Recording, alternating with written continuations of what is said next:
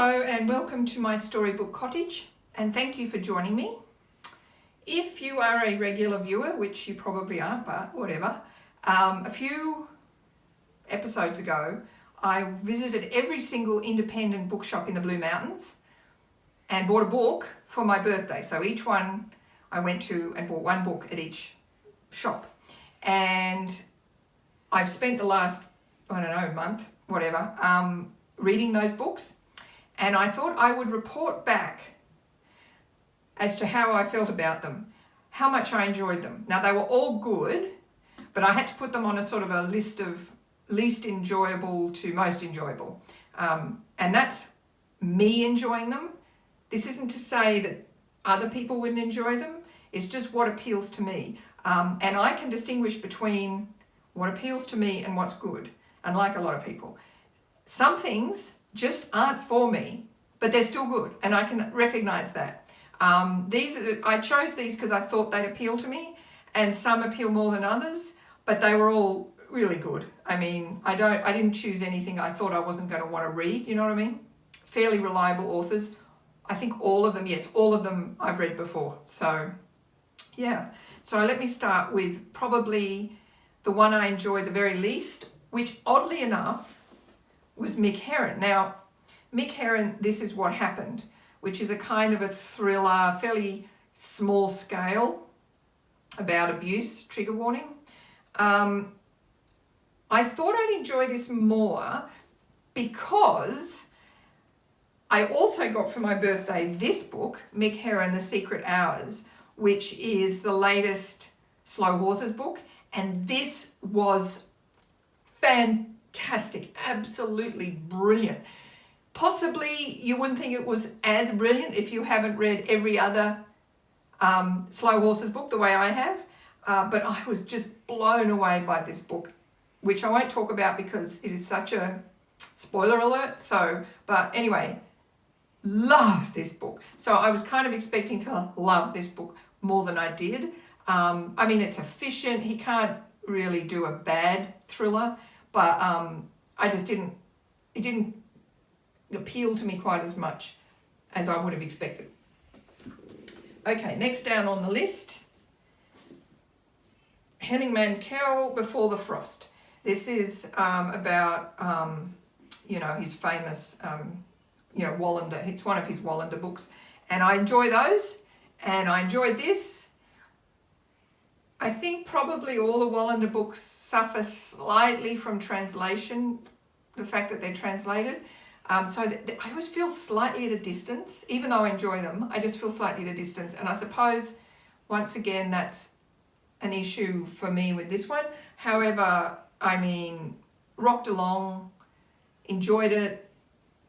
It was just not as much as some of the other ones that I bought, that's all. Okay, next one. Kate Llewellyn, A Fig at the Gate.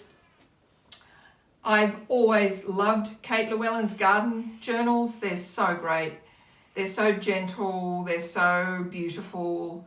She writes like a poet. I enjoyed this again. I didn't enjoy it as much as her other ones, the Blue Mountains ones, but that might be because I have a personal sort of visceral reaction to stuff set in the Blue Mountains. So the fact that I didn't enjoy this one as much as the Blue Mountains ones might not have anything to do with the book as per usual. It might have something to do with me. So, but I didn't enjoy it as much as the other ones, didn't enjoy it as much as some of the other books. So I'm putting it at number whatever. I think there are 10 books. So this would be number 8. Next one, Fire with Fire by Candice Fox. She's another Australian writer that I really like. She's just so efficient, and she does these high concept thrillers, and she so knows what she's doing. And I just really enjoy being in the hands of somebody who so knows what she's doing. She's like Michael Robotham. This one, there are some thrillers that a lot of people read thrillers and then they just throw them away because, they've got to the end and they know what happens. This one, I'm not like that. I actually keep a lot of thrillers and reread them, after a spare bit of time. This one probably I wouldn't. I think it's going to start a series, or she wants it to. Maybe if I have more of those, I might read this again. But this one, I felt like it was great and I desperately needed to know what happened. But I got to the end and I feel like at this point I wouldn't probably read it again. And that's why I've just put it a little lower on the list probably. But it was still a great read. Great.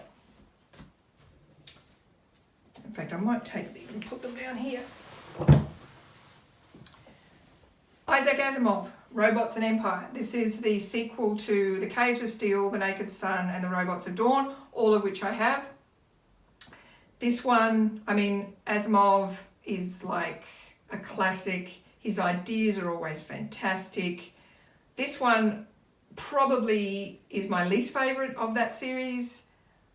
I think part of the problem, it was published in 85, but it has a very sedate pace, partly because there's lots of exposition where people stand around and talk about things like nuclear physics. And these days we're so used to being sort of, somebody, the writers usually grab us by the hand and snatch us through the plot. And this one has a more leisurely pace. So I've got so used to the slightly faster pace that I'm probably a bit spoiled, though I still love my Victorian novels. But this one I liked a lot, and it's part of the Daniel. I love Daniel and all of that. But yeah, I'm sort of wouldn't put that at the top of my enjoyability list. But again, can I just say, everyone should read these robot series, the robots, all of the robots. All of Isaac Asimov robots books should be read. Next one, Echo Lake by my old friend Joan Sowers. This was a great read. It was so cozy. It was so it was full of lovely things like good food and fires and autumn leaves and things like that. It was really efficiently done because Joan's a screenwriter and she's a very efficient storyteller. I would say on the first page, her editor has really let her down. I won't say why, but anyway, apart from that, and so at first I thought, oh, and then very quickly got swept into it and it was great. So really nice, cozy read. It was like, I felt like the main character might turn up in something else. She's all set up to be I guess private detective from now on. But anyway, well done, Joan. Loved it. Next one, Anne of Cleves, that's my Tudor historian coming out. Anne Cleves, The Moth Catcher, really great, as ever. She's just one of these people, you pick her up, you know it's going to be good. That's it. I probably prefer Shetland, but Vera's really great too. She's a great character. It's always so easy to read, and that's one of my main things, being so easy to read. So yeah, highly recommended, really great. Kate Atkinson, Transcription. This is, look, Kate Atkinson cannot write badly. You cannot pick up a Kate Atkinson book and not enjoy it. So this one, honestly, it might have been at the top of the heap because like 95% of it is really brilliant. I thought the end fizzed a bit, but overall, like in comparison to the rest, because the rest is so high class that the end just kind of didn't quite measure up to me, but such a great book. It's all about it switches in time between 1940 and 1950s, and it's a spy novel, but it's kind of quite, I've never read any spy novel that's quite so gritty in terms of boring office politics. It's just, I don't know, she just does a lovely job. So absolutely go and read this book, it's so good. Number 2 on the list was Chloe Hooper's The Arsonist. I have a huge soft spot for like narrative non-fiction that's really well done, and Chloe Hooper always does really good narrative nonfiction. This one, I probably wasn't quite as affected by it as I was by The Tall Man, but this is just such an interesting story about the arsonist who lit the 2009 Victorian bushfires. And at first, when you start off, you think, oh, you've got to catch this monster. And then after a while, she explores the monster and you realise there are reasons for things, and it's not close, it's not clear cut. So just such a good book. I mean, enjoyed it so much, just ate it up. So great. And number one on my list, I don't even have, because I lent it to my daughter because I said she had to read it because I enjoyed it so much, which was The Trauma Cleaner. And that was so good. And I mean, I expected it to be good because it had so many prizes, but yeah, I mean, words fail me. It was just about a woman who does these heavy duty, really difficult cleaning jobs, and the history of her, and it's so complex and it's so amazing and it's so full of love and despair and everything. It's a great book. So that was my recommendations for my birthday books, and I suppose in a way this episode is a sequel to that episode, but it's also a sequel to some other episodes, because today I'm going to be talking about sequels and how important they are in writing. But before I do that, I'll just follow up on a few of my earlier episodes. You might remember how in my second episode I showed you how the geebungs were fruiting back in spring. Well, now they are flowering in summer.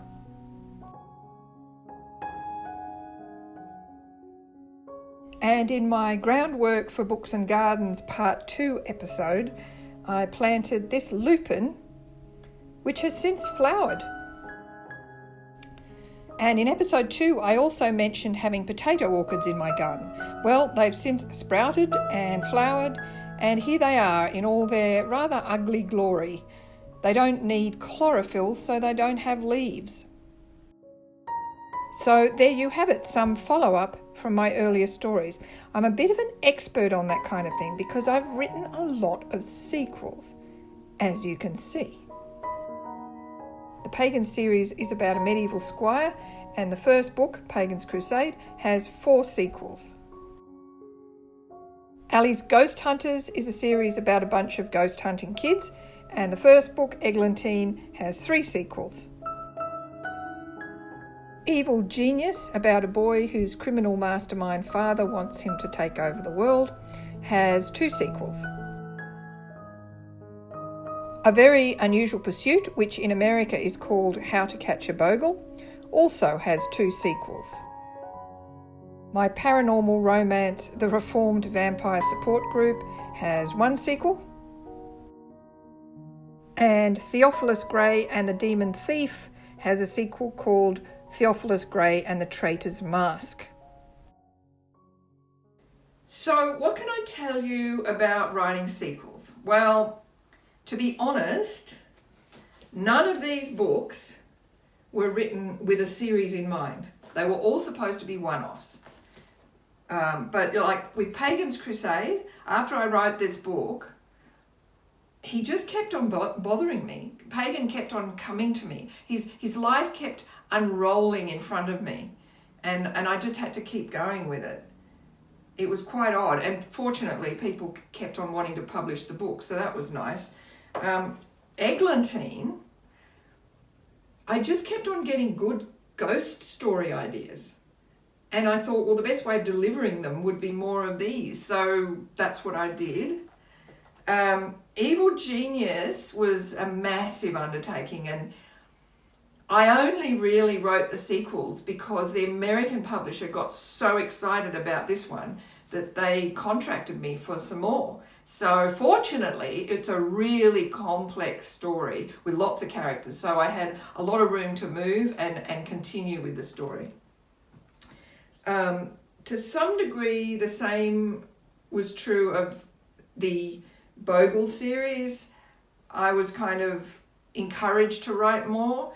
Again, it's a really good idea, and the whole historical scenario is really fun, so I was able to do that. Again, the Reformed Vampire, same thing. I was encouraged to write a sequel. This one, Theophilus Grey and the Demon Thief, I was encouraged to write a sequel, and I would have liked to write at least one more. I had the idea, but he wasn't very successful.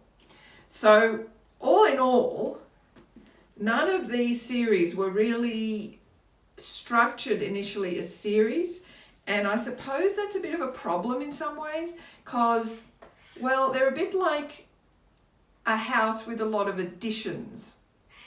There's the original house, and then there's a bunch of extra wings or lean-tos or whatever, and it's perhaps not ideal, though, you know, they end up working out pretty well usually. Mind you, writing a book with a series in mind, it's pretty over-optimistic. A lot of publishers these days have been burned too many times by unsuccessful sequels, so not many of them are going to offer you a 3-book deal. Of course, sequels are popular if the first book is popular, and it makes good business sense to already have an audience there who'll buy the next one and the next one and the next one, like Marvel. But yeah, it's kind of, I'm never optimistic enough to set up to write a series. But of course, I'm really grateful when I get the chance to live a bit longer with a character I love, though I can imagine myself turning into Arthur Conan Doyle and trying to kill off my most beloved character, as he did with Sherlock Holmes, because I'm sick of the sight of them. One more word about sequels.